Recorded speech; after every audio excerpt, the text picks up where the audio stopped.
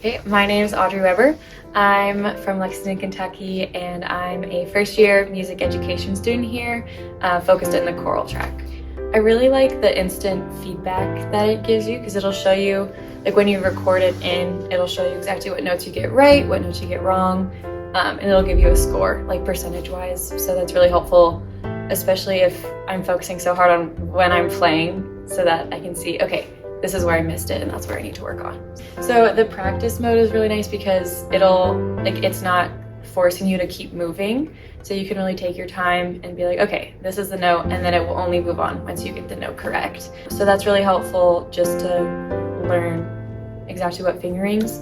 As a teacher, a few things that you always look for. One is how to maybe track student progress, how to grade student a bit quicker. And I think Piano Marble does help a lot with that.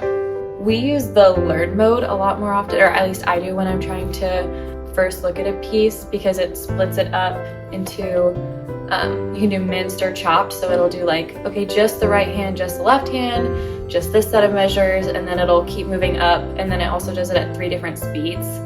So, you know, you get it at the slowest speed, and it's like, okay, great job, now you can move on to the next speed. And so it slowly warms you up to get to that performance tempo. So for student, I think one of the things that helps them is it makes them much more independent.